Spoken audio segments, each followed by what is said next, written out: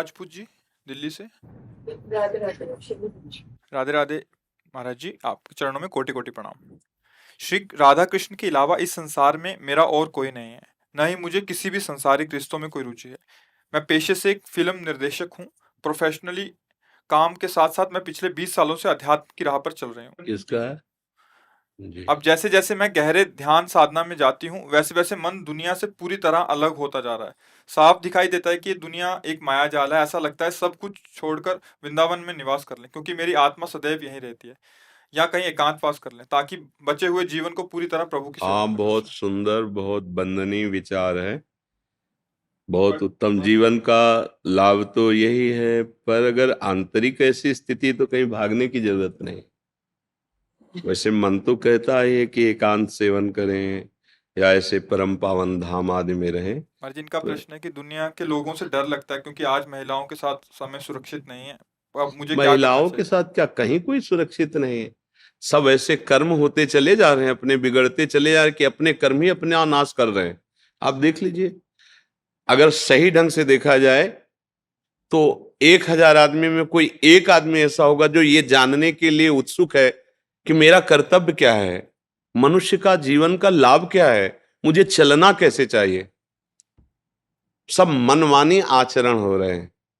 अब ऐसी ऐसी मतलब बस यही कि जितनी जल्दी हो सके अपने को भगवान के चरणों में समर्पित करके, अगला जन्म ना हो, नहीं तो आगे ऐसा समय जो आएगा ना, धर्म कर्म भजन साधन, ये तो राक्षसी प्रवृत्ति बढ़ती चली जा रही। राक्षसी प्रवृत्ति मतलब, अब उसका क्या, आप लोग तो संसार में समाचार सुनते हैं, सब देखते हैं, सब जान रहे हैं। बिना भगवान का आश्रय लिए, बिना शास्त्रों का स्वाध्याय किए, बिना सत्संग किए पशुवत बुद्धि की वृद्धि होती रहती है, पशुता बढ़ती रहती है। अब उस पशुता बुद्धि में कहीं मंगल, कहीं सुख, कहीं शांति नामो निशान नहीं है। देखो क्या हो रहा है, हर व्यक्ति मदिरा का पान करने के लिए उत्सुक है। कोई शासन नहीं दिमाग में कि मैं क्या कर रहा हूं। हर व्यक्ति व्यभिचार में प्रवृत्त होने के लिए उत्सुक है। मतलब धन भोगों की बाहुल्यता और मनमानी आचरण, इतना जीवन रह गया है। ये तो राक्षसी जीवन है, मनुष्यता नहीं है। दैवी संपदा की तो बात जाने दो, साधुता की तो बात जाने दो। अब केवल सबका उद्देश्य यही हो रहा है, धन मिल जाए, वाहवाही मिल जाए, मनमानी भोग मिले। तो ये तो बहुत दुर्लभ बात है कि आप ऐसी जगह रहते हुए, ऐसा कार्य करते हुए, ऐसी विचार वाली है। ये तो हम आपकी वंदना करते हैं, आपके भाव की।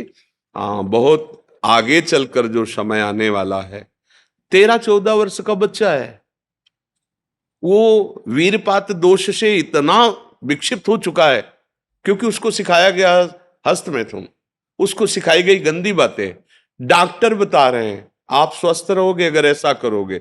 विद्यार्थी आपस में सपोर्ट कर रहे हैं। पहले गुरुकुलों में वास होता था, गुरुजनों की शास्त्र सम्मत आज्ञा से 20 वर्ष 25 वर्ष तक ब्रह्मचर्य हष्ट पुष्ट हुए, फिर गृहस्थ में गए, सुंदर संतान उत्पत्ति रूपी भगवत पूजा, धर्म से चले, चौथी अवस्था में फिर वैराग्य और भजन करके मोक्ष मोक्ष को प्राप्त कर। अब क्या चल रहा है, क्या चल रहा है, छोटे छोटे बच्चे व्यसन करते। इतनी बुद्धि प्रवीण छोटे छोटे बच्चों की, ओहो, अगर यही बुद्धि सतमार्ग में लग जाए तो अभी सब आनंद हो जाए। बहुत प्रवीण है, आज तक मोबाइल चलाना नहीं आता, इतना बड़ा बच्चा हो, सब सब जानता है कैसे खोलना है, कैसे।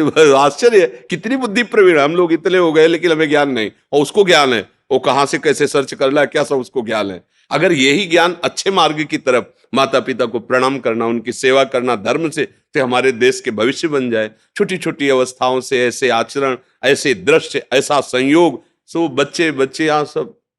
तो किसी को हम कहें कि मान लो स्त्री सुरक्षित नहीं तो पुरुष सुरक्षित है क्या? बुद्धि ही उसकी उसको भ्रष्ट कर रही है। मान लो बाहरी राक्षसी बुद्धि में तो ये बात आ गई कि वह स्त्रियों के साथ ऐसा भाव करते हैं, लेकिन आप देखो ना वो अपने साथ क्या कर रहे हैं। शराब पी करके, मांस खा करके, गलत आचरणों के द्वारा डिप्रेशन में पहुंच रहे हैं, जल रहे हैं, रात दिन जल रहे हैं। आगे जो उनका परिणाम आने वाला है वो तो बहुत ही भयावह होगा। आप सब देखते, हम बार बार इशारा करते, बोले क्या, बोले इतने की कार और शीशा लाख और उसी में जल गए। क्या हुआ? जला जला के खाए हो ना दूसरे जीवों को, बहुत धनी बनते थे ना, अब जलो उसी पे है। बहुत हो उसमें, कर्म तुम्हारा तुम्हें नष्ट कर देगा। तो इसलिए हम ये भी प्रार्थना करेंगे कि कहीं भागने की जरूरत नहीं है कि आप किसी एकांत सेवन के लिए जाएं।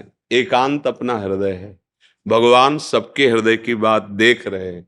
आप अंदर से प्रभु के चिंतन में, क्योंकि अगर ना होती तो आपका ये निर्णय नहीं होता। जैसे आप बोल रहे हैं ना, ये पहचान है कि आप भगवत चरणारविंद के आश्रित हैं, भजन में लगी हैं। तो ये दशा जो आती तभी आती है जब भजन होता है।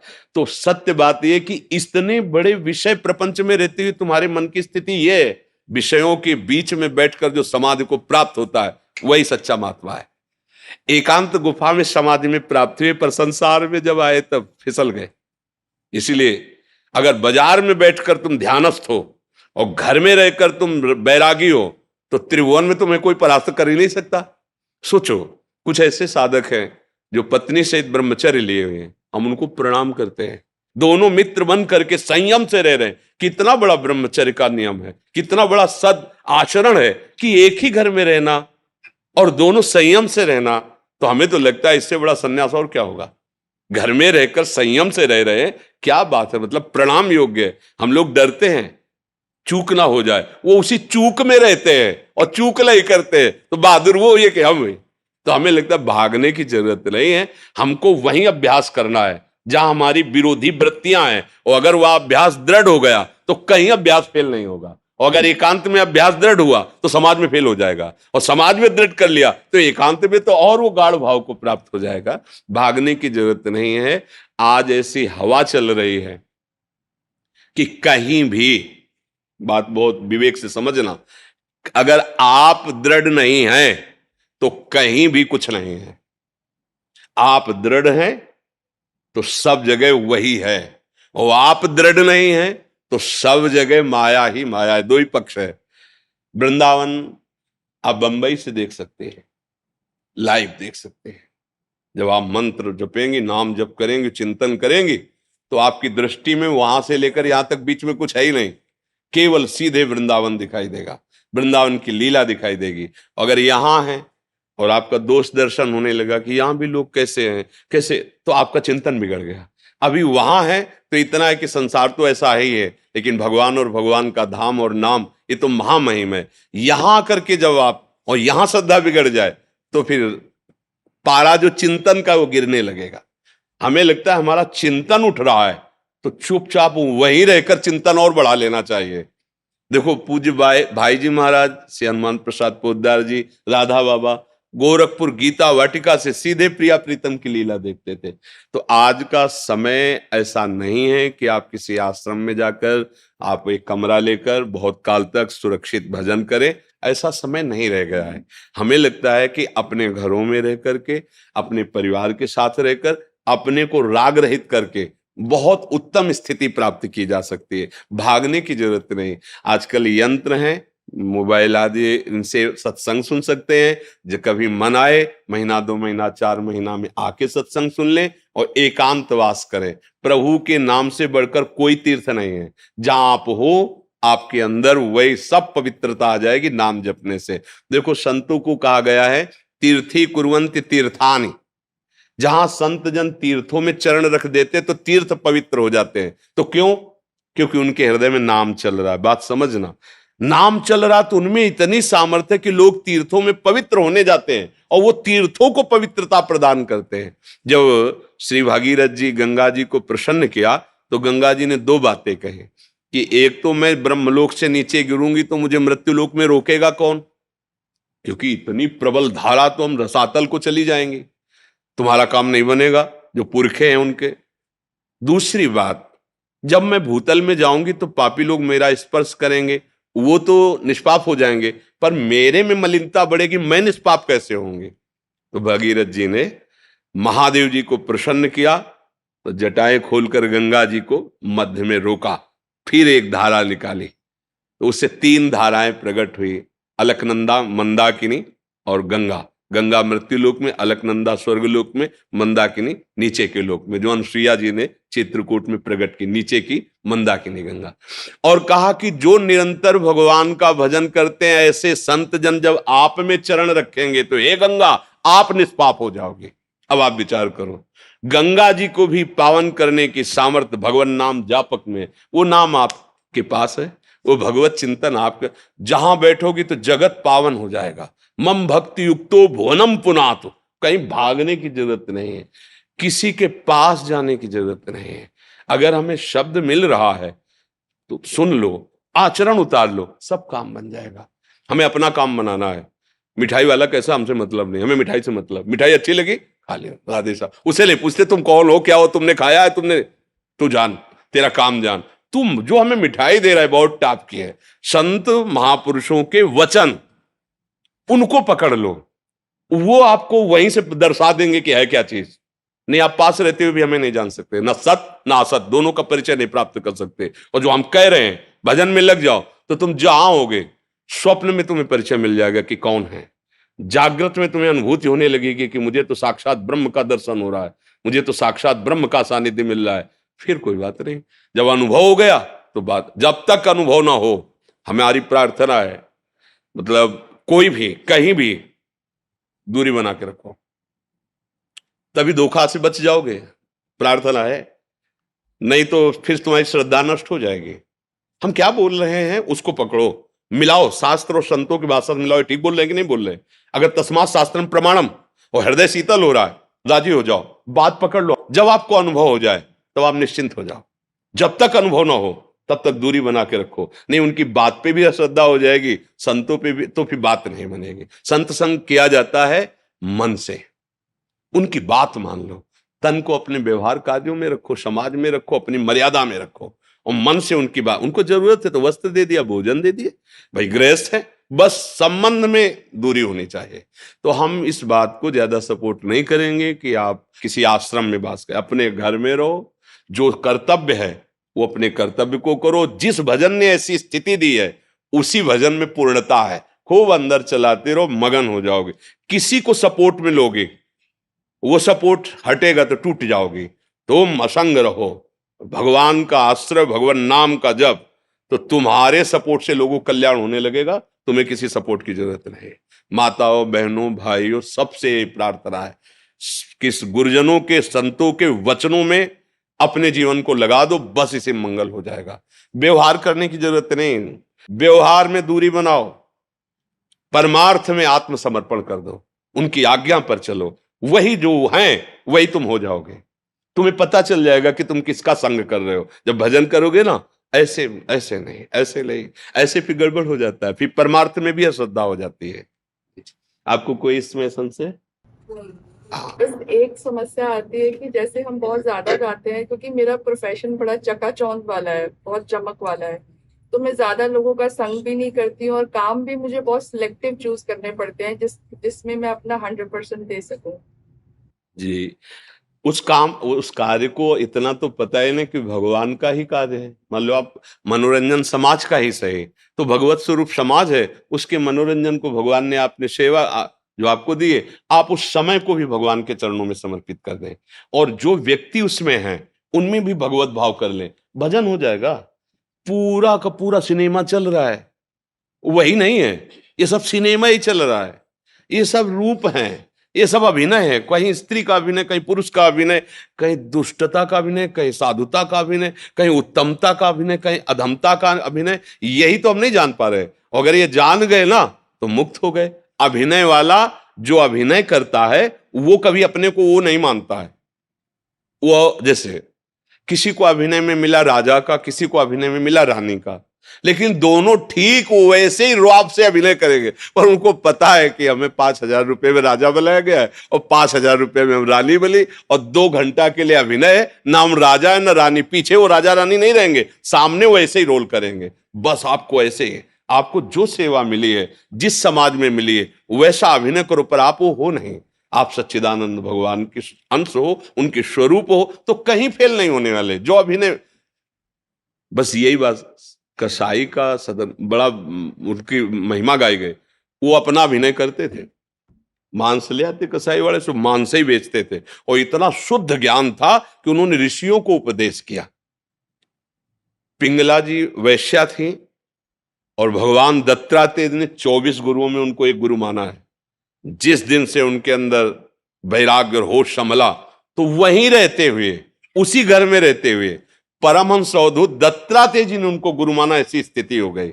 बिल्कुल घबराने की जरूरत नहीं, परिपक्व साधक बनो, हर जो आपका कार्य हर क्षेत्र में उतरो, लेकिन कौन है आप ये मत भूलो। आपको स्वांग मिला है वो आप ईमानदारी से कर लो और वो सब भगवान को समर्पित कर दो। सेवा आपका तो बहुत छोटा कार्य है। अम्बरीश जी चक्रवर्ती सम्राट थे, पर उनकी भक्ति के आगे दुर्वासा जैसा महर्षि भागना पड़ा।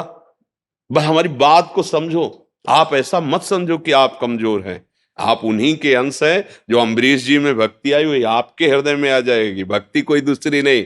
जो राम राम जप कर बड़े महापुरुष, जो राधा राधा कृष्ण जप के बड़े महापुरुष, वही नाम तो तुम्हें भी मिला है। तुम भी तो जप कर वैसे बन सकते हो। इसलिए निराश नहीं होना, हताश नहीं होना, भागना नहीं। जो सेवा जहां जैसी मिली उसी सेवा को भगवान की सेवा मान के करो और खूब मजबूत रहो, सूरवीर रहो। हारने की जरूरत नहीं, घबराने की जरूरत नहीं, भागने की जरूरत नहीं। शैलजा शर्मा जी कनाडा से। जी। राधे राधे गुरुदेव, आपके चरणों में कोटि कोटि प्रणाम। महाराज जी, अज्ञान किसे होता है? शरीर तो मुर्दा ही है, वस्त्र ही है, और चेतन तो सब पता है चेतन को। तो महाराज जी, अज्ञान किसे होता है?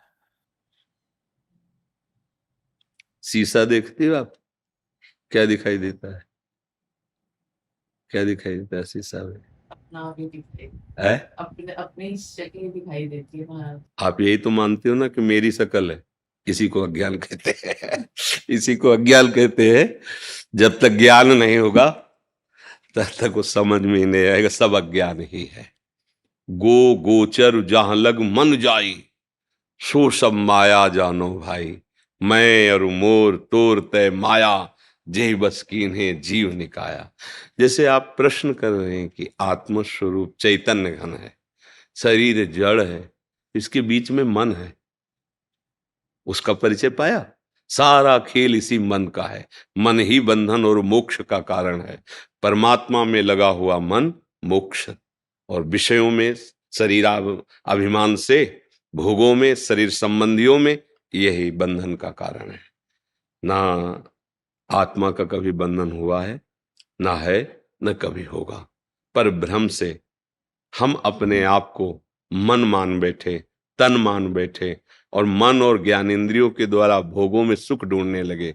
हम अपने को स्त्री मानते हैं, पुरुष मानते हैं। इसी के कारण परस्पर राग, इंद्रिय विलासिता, यही अज्ञान है। जब ज्ञान का स्फुरण होता है भजन करने से, तो बिल्कुल शरीर ऐसे अलग दिखाई देता है जैसे कमरा में हम हैं, पर ये बिल्कुल अलग है। वस्तुतः ये जो पांच भौतिक है, ये भी वैसे ही पांच भौतिक है, रचना है हमारे प्रभु की। देखो, इसमें भी जल, पृथ्वी, वायु, आकाश शब्द का परिचय शब्द से होता है। जहां शब्द है वहां आकाश तत्व है। तो वायु, अग्नि, जल, मिट्टी, आकाश, ये पांचों तत्व हैं। इसमें भी इसी से बनी है। ईंट पत्थर जो भी है ना, ऐसे ये भी पांचों तत्व से बना है। अब इसका ऐसा रूप चैतन्य घन से प्रकाशित है कि रक्त, मज्जा, मांस आदि, और ये शुष्क काष्ठ की तरह शुष्क है। बका इसमें भी भगवान है, इसमें भी भगवान है। ये भी पांच भौतिक है, ये भी पांच भौतिक है। इसमें अंतर्हित, इसमें चेतना युक्त है। ये जड़ संबोधन में आ गया और ये चैतन्य संबोधन में आ गया। बकाया कोई अंतर नहीं। जब ज्ञान हो जाता है तो सर्वम खलमिदम ब्रह्म ने नानास्ति किंचन, सब जगह बिल्कुल वैसे का वैसे परमात्मा है। जैसा है वैसे ही वही है, दूसरा कोई है नहीं। जब तक ये न दिखाई दे तब तक अज्ञान ही है। तो क्या आप सबको भगवत स्वरूप देख पा रहे हैं? क्या आप मान अपमान को समान देख पा रहे हैं? क्या शत्रु मित्र को समान देख पा रहे हैं? क्या निंदा स्तुति को समान? तो यही अज्ञान है। और इसी अज्ञान का निवारण गुरु मंत्र से, नाम जप से, ठाकुर सेवा से, भगवान के लीला चरित्रों के सुनने से और सद आचरण करने से। अगर हमारे आचरण गंदे हैं तो फिर बातें ज्ञान की भले हम पढ़ लिख के कर ले, लेकिन अनुभव कुछ नहीं होगा। आचरण से ही पहचाना जाता है कि ये दुरात्मा है कि महात्मा है। भाई अगर महात्मा का, तो रावण ने भेष धारण किया महात्मा का, तो सीता जी ने उसकी वार्ता और चेष्टा से कहा कि तुम भेष तो महात्मा का धारण किए, लेकिन हो तुम दुष्ट और दुरात्मा। मतलब तुम्हारी भाषा और तुम्हारे आचरण कौन हो तुम, इसका परिचय बता देंगे। अगर आचरण ठीक है और आपकी वाणी पवित्र है और आप भगवत चिंतन करते हैं तो आप भगवान की कृपा से ज्ञान को प्राप्त हो जाएंगे। ये जब तक हमें सब कुछ भगवान अनुभव में ना आवे तब तक अज्ञान ही है। जब तक इंद्रियां भोगों में मचलती हैं तब तक अज्ञान ही है।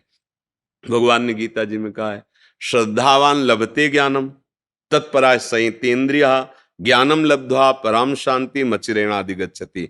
जो श्रद्धावान पुरुष होता है, शास्त्र और संतों पर श्रद्धा, उसको ज्ञान प्राप्त होता है। कौन सा ज्ञान? हमें क्या करना चाहिए, क्या नहीं करना चाहिए। अभी वो सच्चा ज्ञान नहीं, अभी चलने वाला ज्ञान। इस ज्ञान से वो अपनी इंद्रियों को अधर्माचरण से हटा लेता है और जे ही धर्माचरण आचरण पवित्र हुए, जितेंद्रिय हुआ, अब भजन के प्रभाव से उसे शुद्ध ज्ञान होता है, जो आत्म का आत्मज्ञान जिसे कहते हैं। अब उसकी जो स्थिति है परम शांति हृदय में आ गए। आनंद, मन आनंदमय, चित्त आनंदमय, बुद्धि आनंदमय, अहम आनंदमय, वो आनंदमय आत्मस्वरूप सर्वत्र अनुभव में आने लगता है। अभी तो ककारा भी नहीं आता, जैसे कहे ना, तो अभी परमार्थ का, जिसे परमार्थ कहा गया, ककारा भी नहीं आता। तो ऐसा करे सहज भाव में, हे प्रभु मैं आपका हूं, और जो नाम प्रिय लगे खूब नाम जप करो, और जिनको आप जानते गंदे आचरण है उनको मत करो। फिर आप देखो आपकी उन्नति, अध्यात्म उन्नति होने लगी, आपको शांति मिलने लगी, आपका हृदय आनंदित होने लगेगा, आपको सुंदर सुंदर ज्ञान की स्फुरणाएं होने लगेंगी। आगे बढ़ोगे तो सुंदर लीलाओं का दर्शन होने लगे। अब अभी चिंतन भोगों करते हैं तो स्वप्न भी गंदे आते हैं, विचार भी गंदे रहते हो, जीवन भी गंदा हो गया। अब दिव्यता का अनुभव कैसे हो? पहले गंदी बातों को रोको, दिव्य भगवान का नाम है, भगवान का आश्रय है, भगवान की लीला चरित्रों का स्मरण, तो ये सब गंदगी पहले पवित्र हो जो हमारे अंदर भरी, तब ज्ञान का स्फुरण होगा। वो शुद्ध ज्ञान, परम शांति, न कोई चाह है, न कोई भय है, न कोई किसी तरह का संकट विपत्ति का अनुभव है। शरीर में है, बाहर भी है, लेकिन अंदर में नहीं है। अभी क्या है, बाहर व्यवस्था है, सब बढ़िया ऐसे ही लगा है, और अंदर छाती जल रही है, क्योंकि जो चाहिए वो अंदर चिंतन नहीं है। इसलिए भगवान अनन्यस चिंतयन्तो माम, भगवान का चिंतन, भगवदाश्रय, इसी से शुद्ध ज्ञान का प्रादुर्भाव हो जाएगा। संघ लोक सेवा आयोग के जो आईएएस की तैयारी करते हैं उन्हें पढ़ाता है। अच्छा, आप पढ़ाते हैं? ये आईआईटी की और यूपीएससी की तैयारी कर रहे हैं, उनको पढ़ाता है। विश्व का सबसे कम आयु का शिक्षक है। अच्छा, तो भाई प्रणाम, इतनी छोटी अवस्था में आप शिक्षा देते हैं। धन्यवाद। ठीक, नाम भी जपते रहे ना, राधा राधा राधा है, गुरु नाम है। आप बहुत धन्यवाद। वो श्री जी और आके वो फिल्म कैसे कर हम तो यही जानते हैं कि अगर श्री जी का नाम जपा जाए तो श्री जी और श्रीजनों के जो रसिक जन, उनके भी तुम प्राण प्यारी बन जाओगे। राधा राधा राधा राधा राधा ऐसे जपो।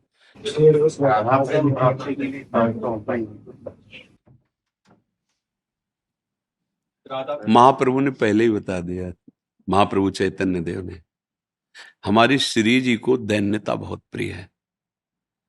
हमारे पूज्य सदगुरुदेव भगवान एक दिन जब सेवा में थे तो ऐसे ही मस्ती में, तो उनका बताओ हमारी श्री जी का वाहन क्या है?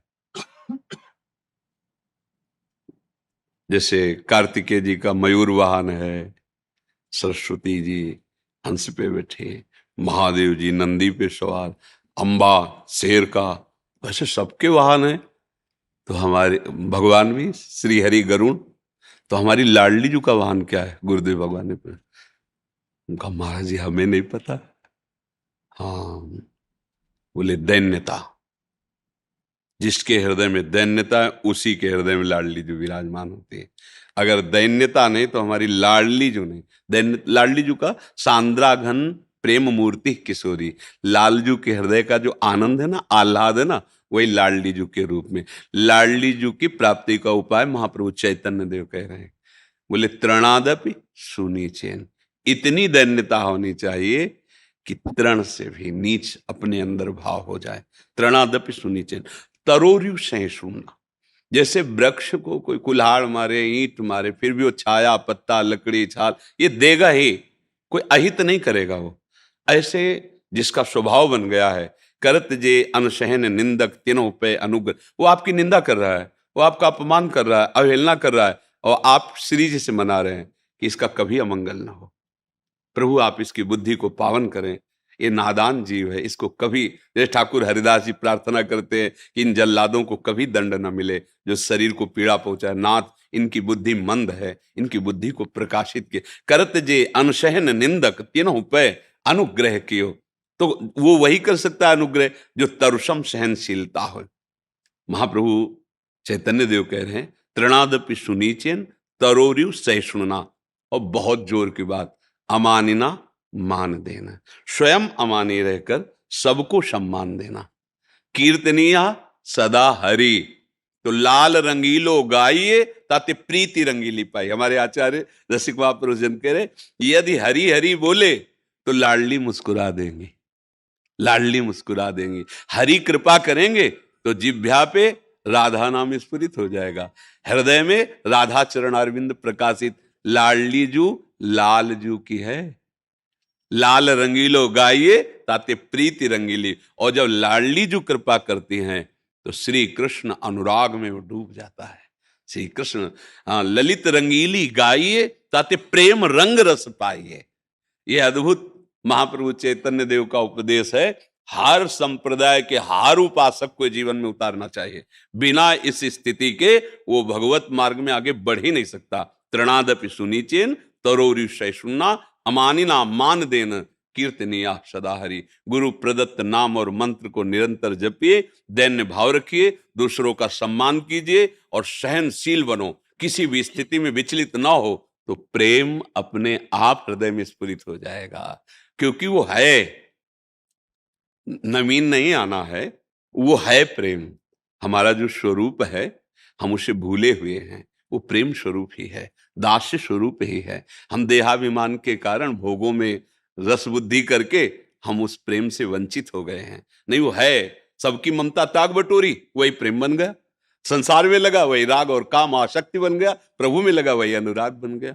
तो हम दैन्य होकर, सबको सम्मान देते हुए, सहनशील होकर निरंतर नाम जप करें, कुछ दुर्लभ नहीं है। श्री जी का प्रेम निश्चित प्राप्त हो जाएगा। और आप देखो वृंदावन की रज का सेवन करते हैं, आचार्य परंपरा से अनुगत हैं, फिर आपको चिंता नहीं करनी। बस सावधानी रखनी है कि हमारे आचार्य आज्ञा के विपरीत कोई आचरण या संकल्प न बन जाए। अगर बन भी जाए तो हम उन्हीं से मिटाने की प्रार्थना करें, अन्य से नहीं, क्योंकि हम उनके दास हैं। हमसे कोई गलती हो जाए तो स्वामी से प्रार्थना करें कि आपकी आज्ञा पालन करने की हमारे हृदय में सामर्थ्य आ जाए। ऐसा महाप्रभु बहुत कृपालु हैं। हाँ, वो हैं, यही है वृंदावन में लीला प्रकट की, और यही है, यहीं से गए थे, यही है। प्रिया प्रीता भी तो है प्रिया प्रीता भी तो है, और कोई दूसरा थोड़ी है। प्रिया प्रीता भी गए थे, उस रूप में अपने रस का विस्तार कर लें, और फिर प्रिया प्रीतम के रूप में यही विराजमान है, वही महाप्रभु है जी। दुर्गेश पांडे जी, राकेश जी, न्यायाधीश, उत्तर प्रदेश। राधे राधे, जय श्री कृष्णा। भगवान श्री कृष्ण जी से कहिए कि हम लोग तो समय से न्याय नहीं कर पा रहे, लेकिन आप न्याय करने में देर ना लगाएं। आपको किसी कैदी को सजा देने में कितना समय लगा? आप तुरंत देते हैं क्या? फिर वो तो बहुत बड़े न्यायाधीश हैं, अनंत ब्रह्मांडों का हिसाब किताब है। पर जब नंबर आएगा तब वहां वकील की जरूरत नहीं है, क्योंकि आप साक्षी के अनुसार ही सजा दे सकते हैं, और वो स्वयं साक्षी है, उनको किसी साक्षी की जरूरत नहीं। बहुत बड़ा सिस्टम है। पर जिस दिन हिसाब होगा, अब देखो जैसे लोग कहते हैं कि भगवान को तुरंत कर देना चाहिए। आपके हाथ में कैदी भी है, आपके हाथ में साक्ष्य भी है, लेकिन आप तुरंत नहीं कर सकते। उस पर कई तरह के विचार करने पर, और फिर उसको आजीवन सजा।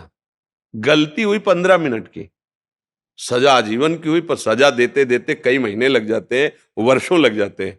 पर जब सजा दे दी गई, सुना दी गई, अब कोई उसकी काट नहीं होती, फिर उसको दंड भोगना पड़ेगा। ऐसे ही है, जैसे इसका सिस्टम है, जैसे पापाचरण कर रहे हैं और पूर्व के पुण्य का विधान हमारे ऊपर लागू हो गया है, कोई संकट नहीं आएगा, कोई विपत्ति नहीं होगी, कोई अपमान नहीं होगा, और उसको लग रहा है बड़ी मौज है। और जहां वो पुण्य सिस्टम उसका खत्म हुआ और ये पापाचरण और पूर्व स्टॉक पापाचरण दोनों का ज्वाइंट हुआ, अब जो विध्वंस मचेगा उसके जीवन में वो सह नहीं पाएगा। अब जैसे धर्मात्मा पुरुष ठीक से चल रहा है, पर उसका पाप भोगने का समय आ गया। अब वो बहुत ठीक चल रहा है, पर हर कदम लड़खड़ा रहा है, हर कदम उसको विपत्ति आ रही है, हर कदम अपमान मिल रहा है। अगर वो धैर्य से इसको भोग ले और पूर्व का सुकृत और अभी का धर्म दोनों मिलेंगे, प्रकाशित हो जाएगा। अब ये जरूर है कि हमारे मालिक का रजिस्टर थोड़ा विलंब से खुलता है, पर जिस दिन खुलेगा फिर किसी की ताकत नहीं है कि उसकी रक्षा कर सके। उनका यहां तो आप न्याय करेंगे, दंड विभाग दंड देगा, जेल, वो स्वयं में सब कुछ है। उनको किसी की सलाह की, किसी के आदेश की जरूरत नहीं है। वो परम तंत्र स्वतंत्र, कर तुम अकर तुम अन्यथा कर तुम है। आपकी बुद्धि से ही आपको दंड दिलवा देंगे। बड़ा विधान उसका विचित्र, इसीलिए कहा जाता है डरते रहो कोई अपराध न बन जाए। नहीं तो समय अब ऐसा नहीं है कि आपने अभी अपराध किया और आपके घर में आग लग गई और सब देख रहे कि यार देखो ये अपराध की आग लग गई ना, ऐसा नहीं है। अपराध किया है आप, उसका दंड मिलेगा, सिस्टम है उसका, कानून जैसे यहाँ का कानून। अब तुरंत तो ऐसा नहीं कि फांसी में चढ़ा दिया, बिल्कुल सब गवाही फिट है तो ऐसे तुरंत ले जाकर फांसी में चढ़ा दोगे क्या?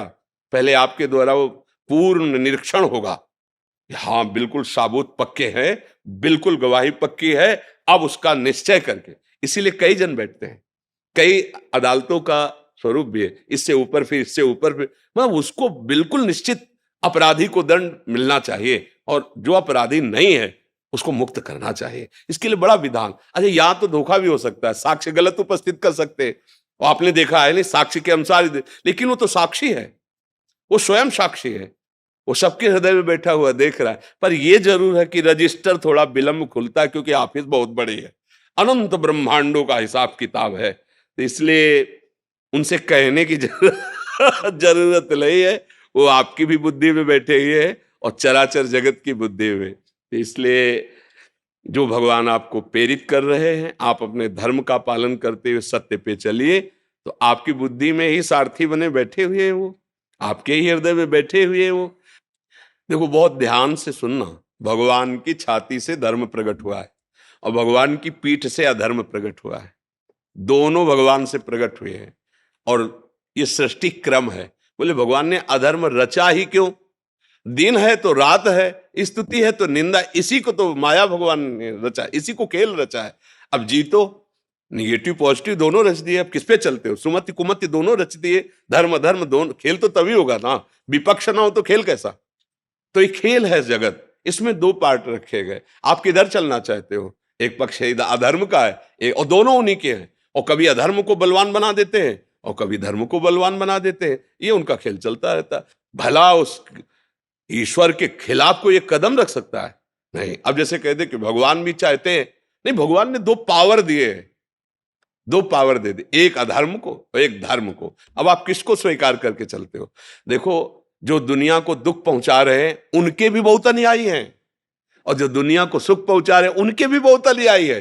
ये दोनों अनुयायियों भेजता कौन है? इन दोनों को पावर कौन दे? ये सारा खेल बस ये, या रहस्य रघुनाथ कर बेग न जाने कोई, जो जाने रघुपति कृपा तो सपने मोह न होए। अपने कर्तव्य का पालन करो। तुम्हें इस संसार रूपी नौटंकी में कौन सा स्वांग दिया गया है उसको देख लीजिए।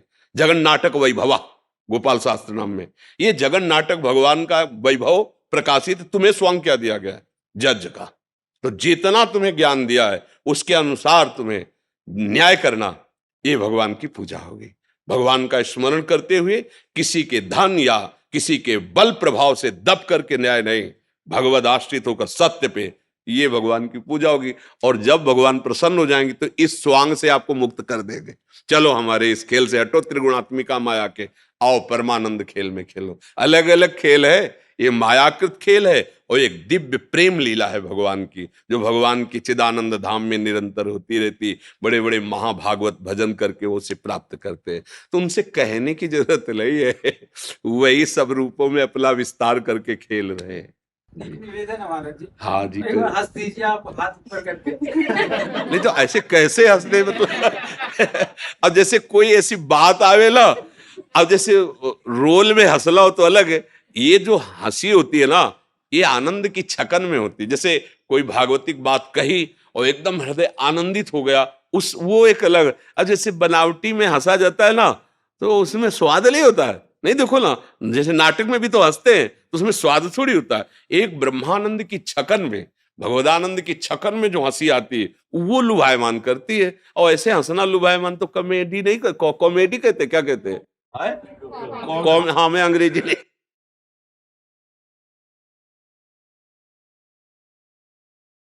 इसलिए पर हमें ये अच्छा कि जैसे आप जैसे विज्ञ पुरुष, आप जैसे हमारे राज्य पदों में विराजमान जन यदि सत्य को, धर्म को लेकर चलेंगे तो हमारे समाज को बहुत बड़ा लाभ मिलेगा।